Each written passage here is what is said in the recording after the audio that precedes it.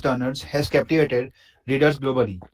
We welcome Miss Anushka Jasraj to share her insights into the art and craft of storytelling, providing a glimpse into the intricacies of creating immersive narratives which ensure an enriching session with a master storyteller. Thank you.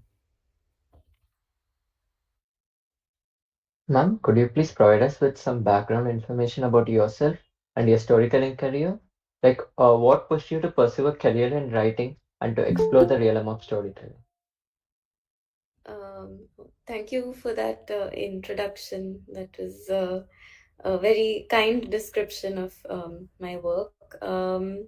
So I began writing, when I was really young. I think I must have been like in the sixth standard at school, and we actually had like the most amazing English teacher, and he set up this project for our entire class of like 30, 40 of us, where he divided us into groups, and each group wrote a chapter, and then uh, it was like together the class actually ended up collaborating on a book.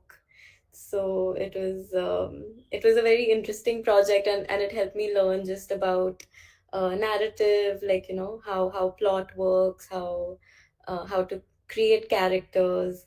And I always loved reading, so I guess that's why most people write, because they uh, grow up reading books and then feel like they sort of want to enter that conversation of all the authors that they sort of admire. And so yeah, from there, I think back when I was in school, we also were not reading so that many female authors, so I think I didn't even feel like writing could be a career as such until much later. And then yeah, I guess in college I just took a writing class, more for fun. And it just happened that for my writing workshop, I wrote one of my first short stories, which was a radio story, and then just like in sending that out to short story competitions, I sort of started getting published. And yeah, I think because my writing tends to be concise, so I think I found my form in the short story. Although yeah, I'm trying to work on a novel next, but somehow I think each writer finds a form that works well for them.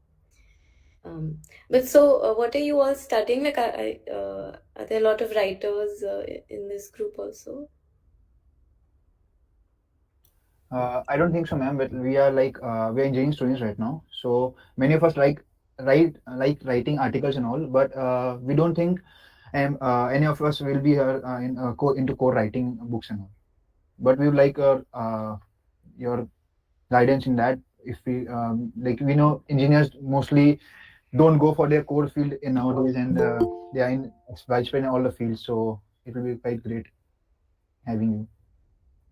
Yeah, a lot of people, I guess, come to writing from other fields, and I think it Right. always helps, like because you then bring some different perspective, and you've had other life experiences that way. Otherwise, like what do you write about if you just um True. sort of. Yes, ma'am. Talking about your writings, ma'am, your book, Principles of Prediction, has received widespread acclaim. So, could you please tell us where this collection of short stories got inspiration from? Like, did you intend for the stories in this collection to address any particular themes or takeaways? That's a good question. I think when I was putting the collection together, it was on my mind, how do all of these stories fit together, because so radio story, which is like one of the earliest stories I wrote, that must have been from like 2012. And then one of the most recent stories was Luminous, and that was written probably in 2017 or so. And so it was over a very long period of time that like all the stories were written.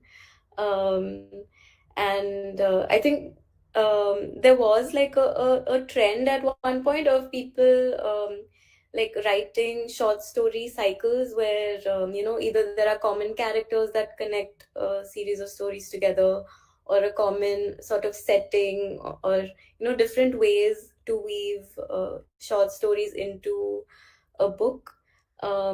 Here I started to feel as though like one of the themes that was coming up did have to do a lot with like magical thinking, or superstitions, premonitions, those sorts of things. And I mean, I also had an interest in astrology and tarot and things like that, and how those become modes of understanding the world. So I think that's where like the title itself sort of came from, this idea of like the principles of prediction. But I mean, there were some stories that maybe don't fit in thematically. Like some are maybe more historical fiction, while others are like more fantastical. But I mean, I also felt like they are all sort of just representative of my style of writing. So in a way, like I'm the common factor, like they're threaded together because it was kind of um, also just like they were all probably like written while I was still experimenting in just finding my style and form. They do represent a bit of like my sort of evolution as a writer, I would say. Okay, ma'am. So coming to your life as a student, as you are an alumna of both New York University and University of Texas, what effects has your education had on the way you write and convey stories? Um, yeah, that is also really interesting because I initially, when I was an undergraduate, I studied film because I thought I wanted to write screenplays. But I discovered that for me, my writing is more like it's a little more on the poetic side. So when you're writing a screenplay, it's very like cut and dry, and it's just very visual. It's less about the language, or like less character driven. So that's why I was leaning more towards short stories. But I think studying films like gave me a good push in the direction of thinking about plot, and like exactly how does a story work, and like um the idea of like a beginning, a middle, and end, and like that each story has to have some sort of conflict, or just the trajectory. And it does make, once you start thinking visually, I guess, even if you're just writing for the page, I think being able to visualize the world does help. So that was my very early sort of background, helped in that way. And then when I went to UT Austin, I studied creative writing and gender studies. So I think, I mean, studying creative writing, I think it's not necessary. All it gives you is like, I think, community, because then you're surrounded by other writers and they give you feedback, and you feel sort of motivated when people around you are also like writing and working towards similar things. Um, the When I did gender studies, that was actually slightly more academic, and I would say that pushed me to think about like what, um, like how am I representing things like gender in my stories, and um, yeah, like basically representational politics was a big part of it. Although I feel like thinking too academically can become limiting when you sort of want to write fiction. But it's good to sort of have that awareness, and think about like the deeper meanings of like what you might want to write. So yeah, I guess each thing I studied sort of um, came together to impact my writing in different ways. Um, Thank you, ma'am. So It is a significant accomplishment to have won the Commonwealth Short Story Prize for Asia, both in 2020 and 2017. Congratulations on that. We had a question that what effects have these honors had on your writing and your career? Um, that's uh, that's also an interesting question. Uh, my first story that won the Commonwealth Prize for Asia, that was, um, I think, I mean, probably part of the reason that I felt confident enough to continue writing, because I mean, it's difficult. It's like a very sort of solitary and like faith-based task to just like spend hours, like writing fiction and then not knowing what will happen. So when someone, externally sort of affirms that you can write, or that your writing is interesting, that's definitely like a good push. Um, so that was very encouraging, and I feel like it did give me that confidence to think that okay, I can do the kind of writing that I want to do. Um, but yeah, I guess the other impact then was thinking about, okay, like how will my writing evolve from here. Like I did then lean towards writing more short stories, and since I became known for that form, and it is like of course my favorite form as well. But yeah, then it became sort of my area of expertise, and probably now I'm back in a phase of hoping I can like experiment more and like sort of grow as a writer in some other directions also. And Thank you, So, ma'am. ma'am, talking about stories, like you put in a lot of experience, emotion to get a good story. But it is in today's digital age with generative AI gaining a lot of recognition. So, how do you think the technology is going to influence storytelling, both in terms of creation and conception? technology, you mean like AI? Yes, AI generating stories. Oh, that's interesting because I did recently have I work with students on their essays, and I did have a student send me an essay which I could tell was from ChatGPT. As in, I think you can tell because the language starts to sound very corporate, and like sometimes when you read a couple of sentences from ChatGPT, like the first time you read them, they sound very like amazing, but that there's like a lack of some sort of soul behind it, because you don't get a sense of personality. It's, I mean, you can tell that it's like a bit like constructed through technology.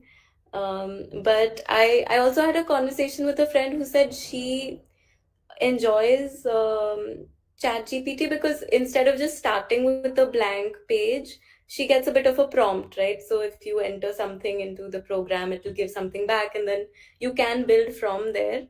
So that sort of collaborative potential is there. And but I think it's interesting when authors use it in a self-reflective manner. So I know that I haven't done this, but I know there are authors who like collaborate with AI and then like talk about that process. So that can be interesting just in questioning things about like how we write and what technology is doing to us and to our ways of thinking.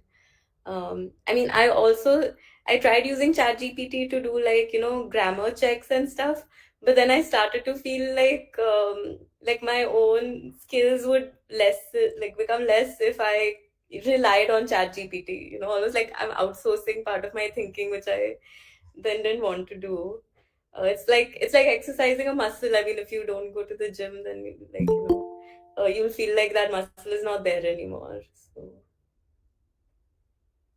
Yes, ma'am. So, how do you approach the process of creating and engrossing narratives with surrealistic nuances? Um, how, how do I like incorporate the surreal, you mean? Yes, and how do you incorporate the narratives with surrealistic nuances? I never thought about that. As in, so for the more surreal stories in this book, um, I think it's also like sort of part of just the flow. Like I usually, a lot of the stories I've written them in a way where um, it was like just without too much planning. So I would kind of like write the story in one go. I mean, over a period of many days, but it wasn't planned out. So if I stopped, at 100, 200 words on one day, I wouldn't know where the story was going to go the next day. And I think sometimes what would happen is if I felt like a story was going in a direction that started to feel cliche. I mean, because we consume so many books and movies, so like, of course, all of those things are embedded in us. So, sort of in order to make sure that the story wasn't going in a cliche direction, I would try to bring in some like new elements or think of like unusual directions that it could go in. And actually, I one of these lessons is from improv, where they say like the first thought is not the best thought. So the first idea that comes to your mind, you should put it aside and still keep trying. Like, okay, what other ideas can there be?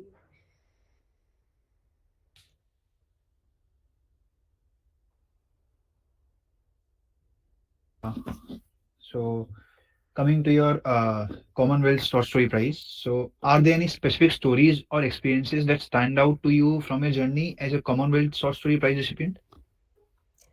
Um,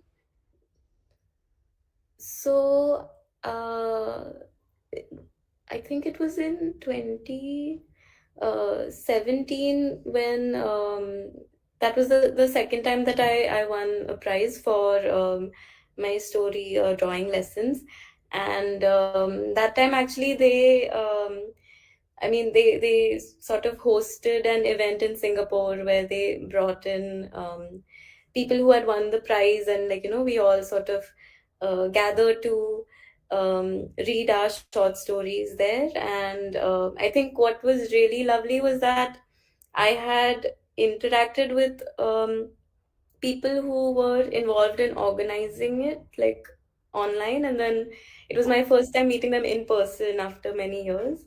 And I mean, it's a lovely sort of thing that the Commonwealth Short Story Prize is doing, because they do stay in touch with the writers, and they kind of they also have like a website where they publish like articles and other things regularly. So they kind of genuinely support writers on the journey, and then like just to meet the people who make that possible was like a really nice experience. And just being able to meet writers from other parts of the world, and knowing that, I mean, yeah, everyone has the same journey when they're trying to write. You're all just like um, you know typing away in your rooms, and then sometimes you get to sort of come together as a community.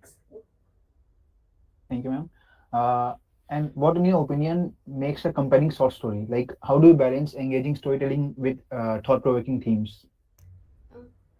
Um, that is, I mean, partly still a mystery to me. If anyone figures out the formula, then I would want to know. But in terms of what I tried to do, I think like I have to feel as though I'm also enjoying the story myself.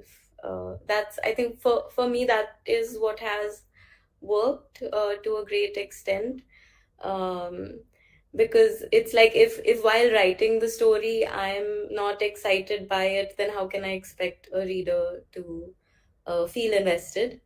um, and so and maybe this also goes back to what you were saying about how does one incorporate those like surreal elements or other things. It's like sometimes when I'm writing a story, like whatever I get interested in, or like whatever uh, themes are on my mind, in because of my life also, right? Like doesn't mean that it'll be autobiographical, but it's like if you're going through something in your life, then the writing becomes a way to investigate that theme further. So like if you're going through grief, you might Hmm. not directly write about that, but it's a way to think through it by putting it into like a fictional plot. And Like um, it does incorporate come in your mind even while writing. Like if you are in a happy mood, your thoughts will be like that. But in a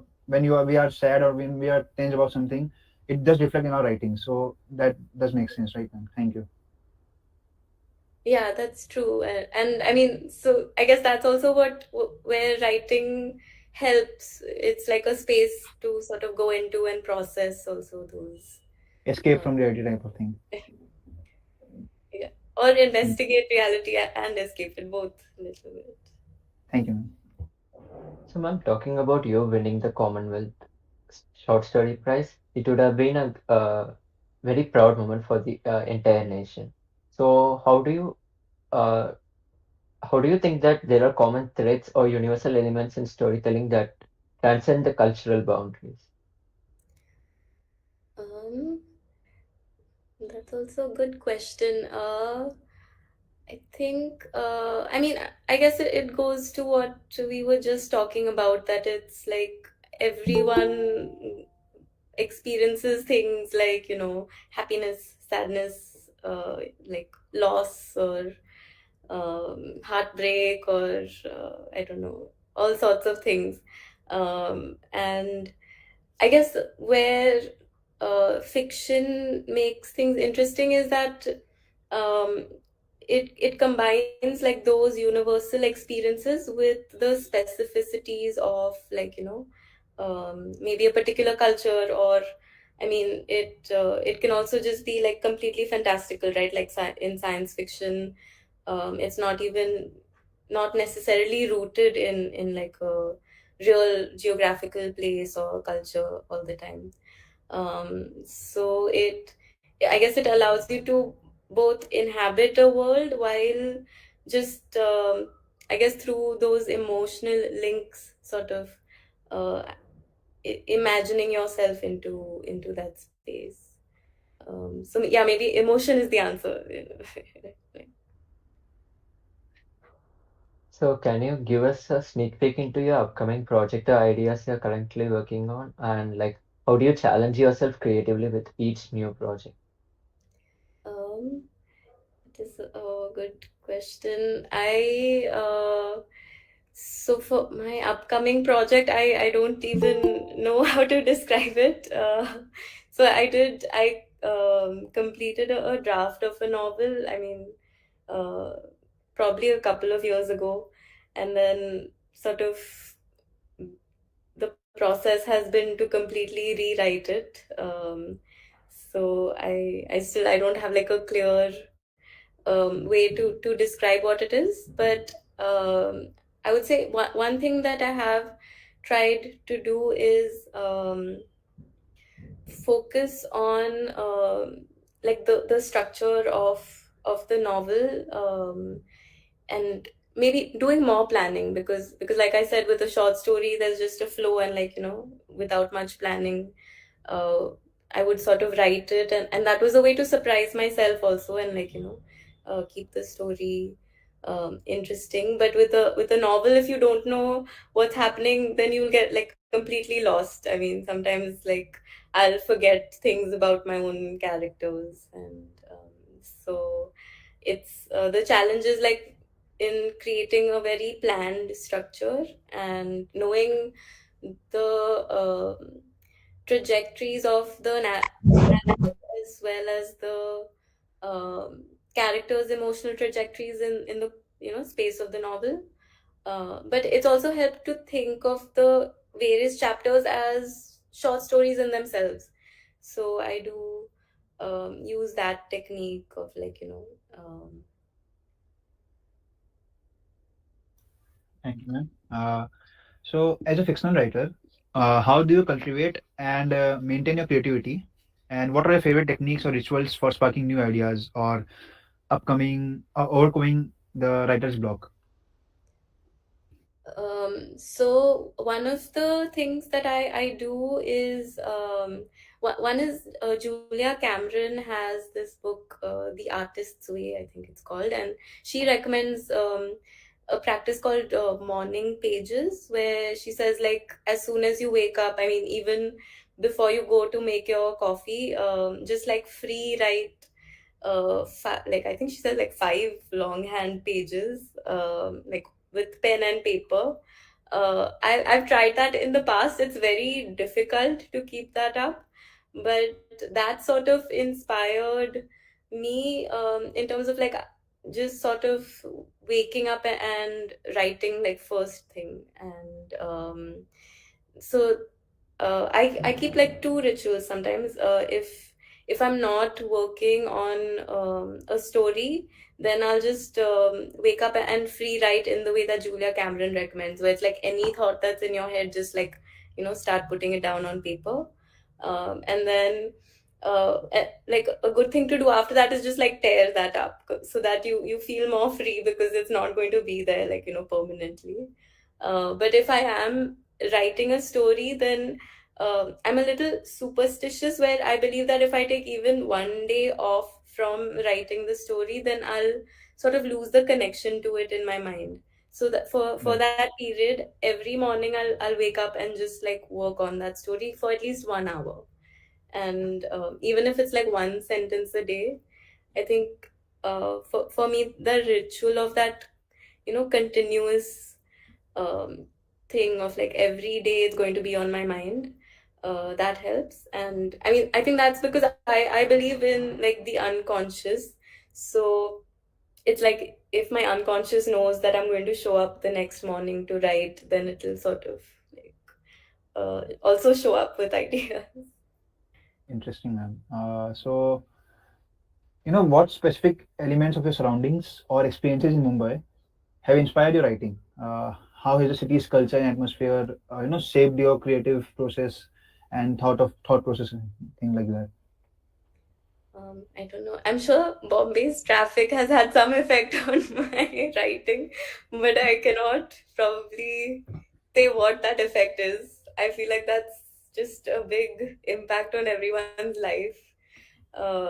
So I think sometimes like I'll just be stuck somewhere in traffic for an hour, and it's like maybe that's like an introspective time. So that sort of helps to eventually then be excited to like get home and write. But what else about Bombay? I would uh, I don't know, like I can't directly say, but I mean definitely being in a city might have been why a lot of the stories are also just based more like city like spaces, and I think a lot of the stories are based in Bombay.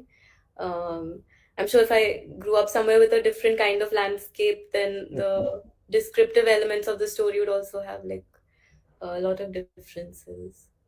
um, Yeah, and it's like a natural tendency to include things that you live in in daily life and all.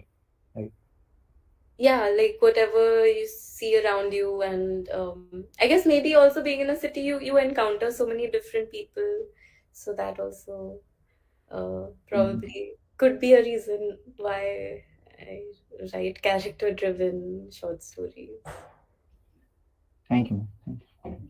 Yes, ma'am. So can you share an instance where like a ordinary experience you came across, but it became a great source of information to your story also? um Ordinary experience, I can't properly like recall which ones, but yeah, I feel that's a very, very vast question. Um, So I mean, not an ordinary experience, but actually for radio story, part of the inspiration was just like my grandma would tell me stories about the past, like when she was growing up. And I mean, there are no other writers in my family, which is lucky. So then I got to be the one to sort of turn that into a short story. So my grandma's father, like my great grandfather, he was actually a ham radio operator, and so that, I mean, just hearing about that kind of inspired me to then go and do like my own research online and find out more about it to like sort of create that world more completely. That's great. So, how do you approach the relationship between reality and imagination in your fiction? Do you consciously blur the lines between the two or strive to maintain a clear distinction? Um, I mean, sometimes even the way we perceive reality is sort of, um, I would say it's always subjective. So in a way, we're almost imagining the world as we like, see it and impose stories on it.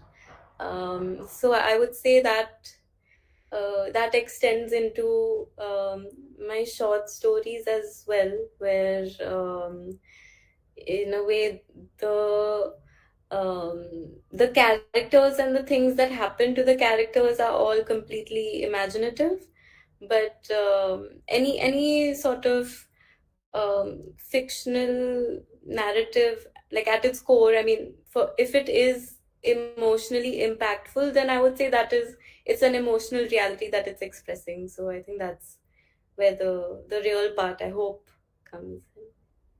So, reality and imagination go hand in hand. Yeah. So, ma'am, which authors or work of literature have had a profound impact on your own writing style and thematic exploration? Um, so I would say Lydia Davis is a short story writer whom I really love. And she, I mean, it's interesting that you ask about reality and imagination, because her stories are often just like, not longer than one paragraph or one page. I think she probably has a couple of stories that are like one sentence, and they all explore like just the psychology of female narrators. And it'll be very like everyday ordinary real things, just like a woman's like, deboning a fish for dinner, or just like someone like having some conflict with their husband, or so just very these daily experiences that we have, but it goes very deeply into how like psychologically intense those simple experiences can be. And I think, yeah, that's also maybe what draws me to fiction is that sort of the power to go so deep into like a psychological aspect of it. Great, ma'am. Thank you. And the last question would be: what advice would you give to aspiring fictional writers, particularly those from India and who are seeking to establish themselves in the literary world? What advice would I give?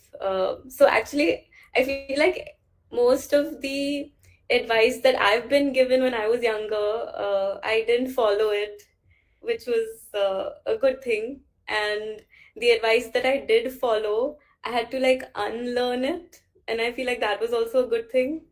Um, so, like, I had a one writing teacher who would sort of tell us, like, never use an adverb. And then for like many years, I followed that rule. And then I think when I found my own confidence as a writer, I learned to just like break all those rules and stop following advice. So, what would my advice be? I don't know, maybe to like actually not follow anyone's advice. But I mean, on more practical matters, I would say that like don't feel under any pressure to like study writing, because I mean the interesting stuff that you're going to learn, or the experiences you're going to have, that will like fuel your writing, those are going to come from like just everywhere else in your life. Yeah, and also then just build like a very thick skin to keep sending your stuff out, and be prepared for that process. Thank you, man. Thank you so That's much. great, ma'am. Like, could you read out an excerpt from your story or the one which gave you inspiration? Yeah, sure. So I have my book here. um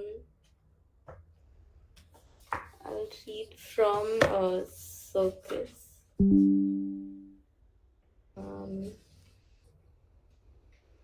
Circus. So, my great grandmother could dislocate her left eyeball from its socket. She was part of a traveling circus show for a week, but she fell in love with my great grandfather, who worked at a pharmacy in South Bombay.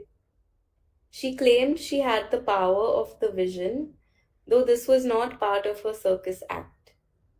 The vision is the protagonist of numerous family stories. In one story, women bring my great grandmother offerings of food and drink, and in return, she informs them who is sleeping with whose husband. It is a running joke that women in my family have the vision but are blind to the philandering of their own spouse. Uh, my great grandmother died in 1979, and I was born the same year. I never met her. On my 13th birthday, my mother gave me an eyeball preserved in a glass jar. The iris is grey, like clouds announcing a thunderstorm. I have kept it all these years. I also inherited her vision. It tells me I will meet my true love when I join the Kohinoor circus. I wonder whether Heron will come to see me perform. My act will be called Daring Draupadi. My real name is Sita. In order to explore my ancestral roots, I am reading a book about circus life. The author is a Japanese man who fell in love with a trapeze artist named Mala and followed the circus around India for 5 years. That is 2 years longer than I have been married, and I am already planning my escape. I practice contorting my body every morning after my husband leaves. When the circus reaches Bombay for the summer, I will join. I found the book at a used bookstore. Someone has drawn mustaches on all the animals, and the binding is damaged, but the photographs have maintained their sheen. The Japanese man writes about a skeletal old woman who does not eat. At each performance, she walks around the ring, and the audience watches as the circus master offers her a glass of water. It sounds mundane, but it is one of the most dramatic moments in the show, because any day now the woman is expected to collapse. At night, the author watches the woman, expecting to find her sneaking food from a pocket hidden in the voluminous folds of her sari. Instead, he discovers that she sleeps heavily and snores like a steam engine. Under my bed, I keep a large glass aquarium filled with formaldehyde in which Billy the cat is preserved. My husband and I adopted her 2 years ago, and she died last month. On my honeymoon in New York, I saw a work of art by Damien Hirst, a shark preserved in a giant aquarium like contraption. I spoke to a woman at the information desk, and she told me about the various struggles involved in the process of keeping the dead shark in the gallery. I had wanted to keep the cat because a soul exists in the body and disperses as dust once the body is burned. Billy still has her soul. I cannot take Billy with me when I join the circus, but I take her from the glass box and leave her corpse in the oven. It will be a surprise for my husband. He never looks under the bed, but he will find her in the oven. Every morning, I take 5 multivitamins and one tablet that stops ovulation so I do not become pregnant. My husband's name rhymes with heron, and he does not know I am on birth control. He is forgetful. He eats almonds with his breakfast and fish curry for lunch to improve his memory. It's strange, I tell him, that fish are such forgetful beings, but we eat them to remember better. Okay, I'll just stop the excerpt there. But yes, that's one of the more surreal stories, I think, which um, has a lot of like strange imagery compared to like a few of the other stories, and this was definitely not based in any real life experiences. Thank you, ma'am. This would surely inspire many of us to buy the book and read it completely. So, Thank you. No, that it was really lovely to answer your questions and to sort of be able to like share a bit about my work with all of you. So thank you for having me for your thank event. you. Thank you. On behalf of VIT Leo Club, I extend a heartfelt gratitude for your valuable presence during the interactive session. Your insightful words and valuable perspectives have truly enriched our event. Your willingness to share your expertise has not only inspired us but also broadened our horizons. We are deeply honored by your presence and the time you have dedicated to be with us today. Thank you, ma'am, for being a source of inspiration and for enriching our college community with your wisdom. Oh, thank you. It was my pleasure. Thank you, ma'am. So, with this, we would like to end our session. Anything you want to say, ma'am? No, this was really lovely, and I'm glad to see so many people also showed up. I hope that you know uh, you all sort of explore writing as well. I think it seems like you were excited about fiction. So Yes, ma'am, you have inspired us. Yeah, great inspiration, ma'am. Thank you. thank you. Bye. Bye, ma'am.